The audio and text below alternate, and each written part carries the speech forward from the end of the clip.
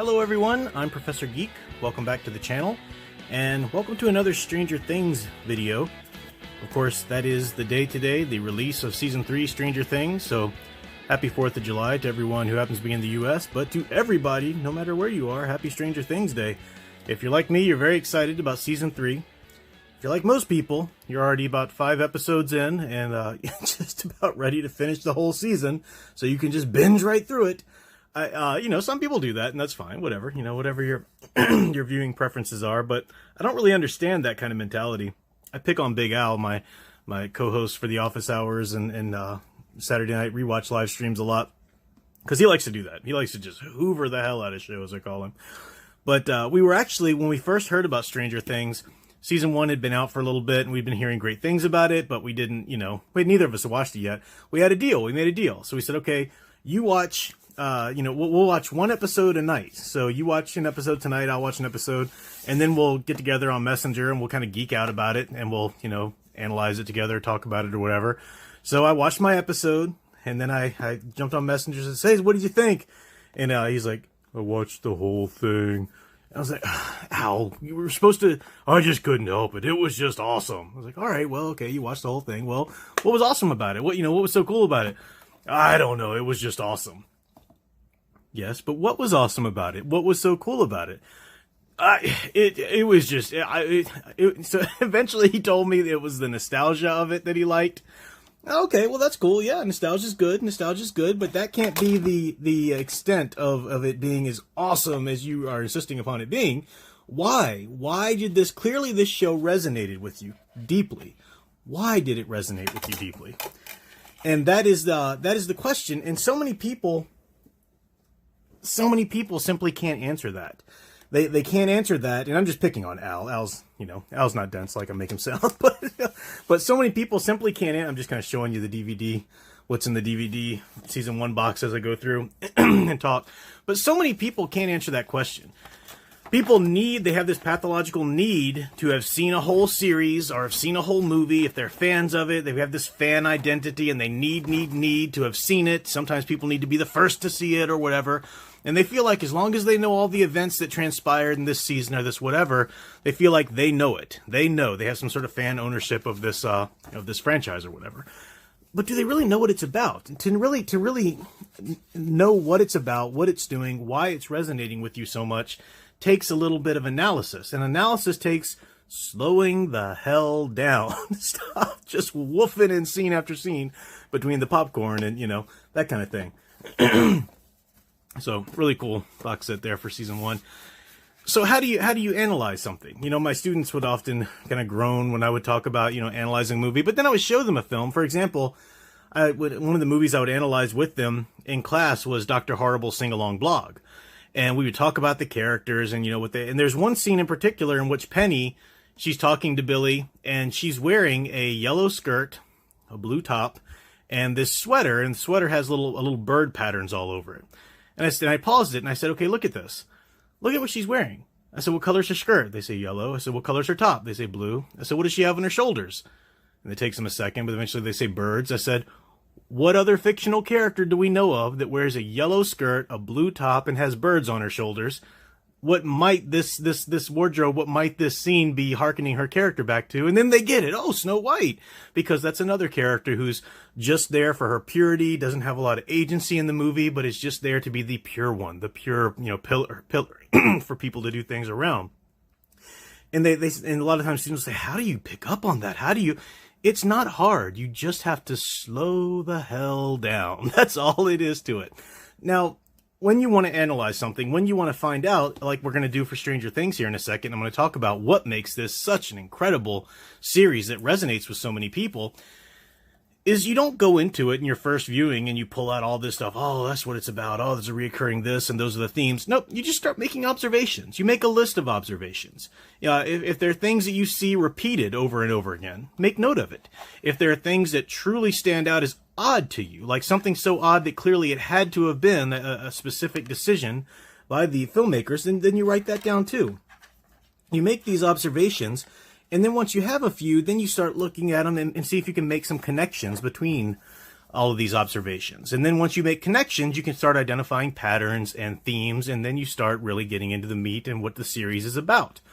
And this isn't plot, this is what it's about throughout this. This was the season 2 DVD that came with these cool pictures, looking like pictures you developed back then. They're just cardboard, but they're made to look like that focus, you know, and everything. So, pretty cool. But so what is Stranger Things about then? Let's look at season 1, because each season kind of has its own thing and it deepens and whatnot. Season 1, I'm going to argue to you, or trying to make the case anyway here, is that season 1 is about communication. Specifically, it's about who can you tell your secret to? Who can you reveal the secret of yourself, your identity, the truth of yourself? Who can you reveal that to? And what are the stipulations for being able to reveal that to somebody? And what does it mean? And let's start by looking at all the observations I made. First of all, just on the basic level of communication, look how many elements of communication or images of communication we have in this series, season 1. There's Mike and Dustin and Lucas talking on the radios to each other. Okay, so they've got their radios. There's the Hawkins lab, phone tapping everybody in the city. There are the wiretaps they put in Hopper's apartment and Joyce's apartment and so forth. There's Nancy's mom even tells Nancy, look, you know you can talk to me, right? You know you can tell me things, right? And Nancy's basically, no, I can't. There's Elle, you know, Mike tells Elle that friends don't lie, and Elle keeps repeating that over and over. Friends don't lie. Friends don't lie, Mike. Elle's, the way she contacts people, you know, with her psychic ability, going into that sort of black realm, the mental realm or whatever, and contacting them. Even the Upside Down itself is it's a mirror of our universe. So it's like our universe, but there's a disconnect. And we see that when we see Will running around in our universe, or we see, you know, Joyce and Hopper running around the universe at the end, in the house at the same time that Jonathan, Nancy, and Steve are there. And they see the lights going on and off, and Jonathan realizes, no, that's mom. That's mom. She's here. They're there, but they're not there. There's a disconnect. They're in the same place, but they're not connecting. They're trying to communicate, but it's hard. It's difficult.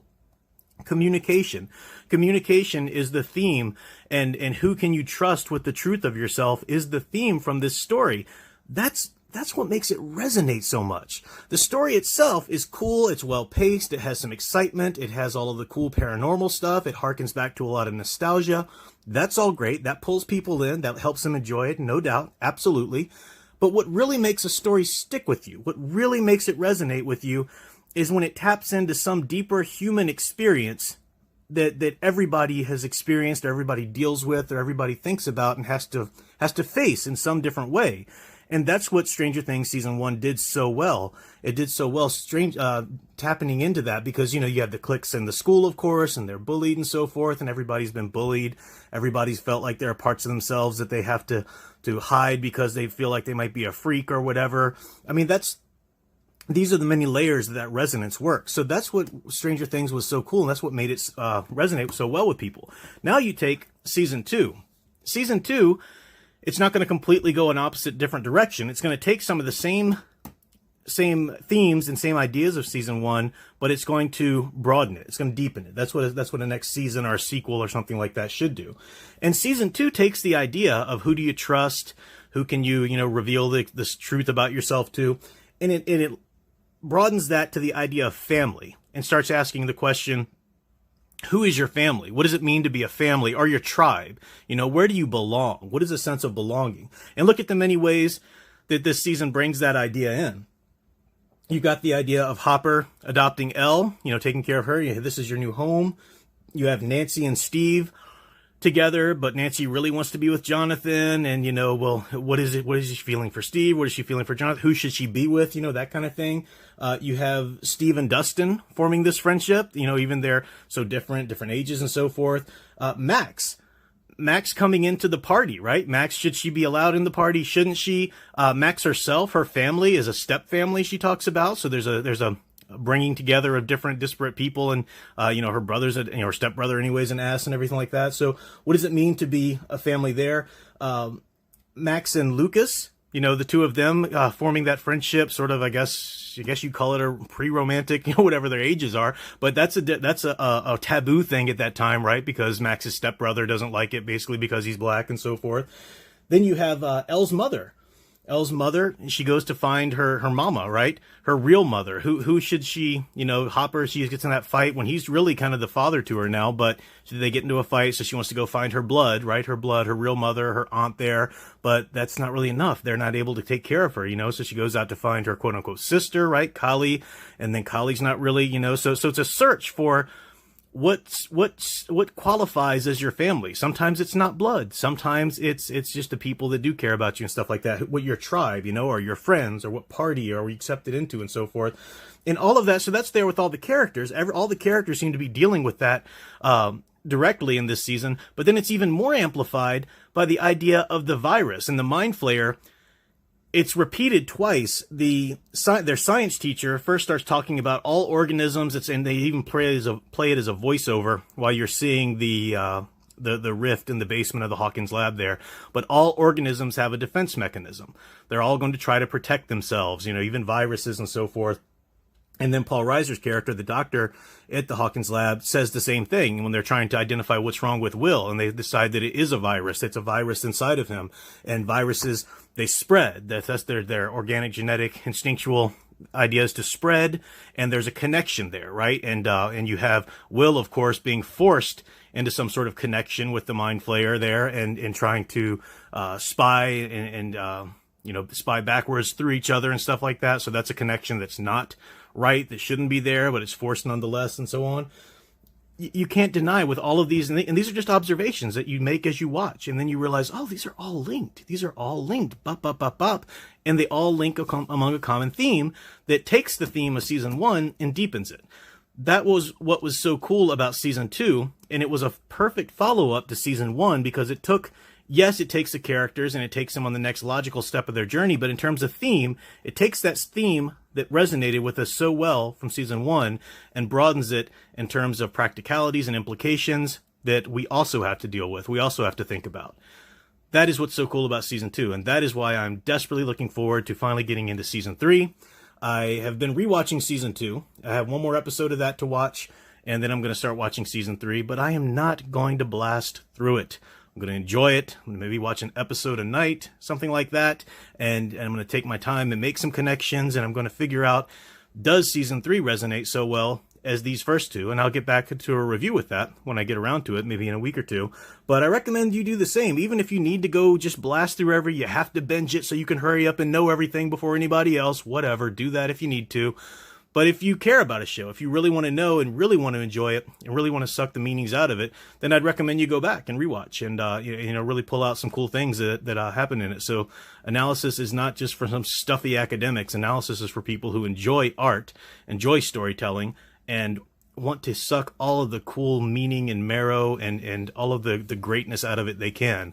That should be what a true fan does, not just hurrying up and knowing the plot so you can brag to your friends or whatever. Anyway, that's all I've got for this one. Just a quick review of the first 2 seasons of Stranger Things. Looking forward to the third. Please do check out my own graphic novel. Again, very much in the vein of Stranger Things in terms of the paranormal-ish. It's a collection of 3 uncanny tales in the vein of like a Twilight Zone, and the link is in the description below. Check that out. It's on Indiegogo. Still in demand for right now, but you won't be able to buy it forever. That store is going to come down eventually when I move on to the next project, so jump in now. And until then, next time, keep enjoying and digging deeper into the crazy, uncanny stories you love. Thanks for watching.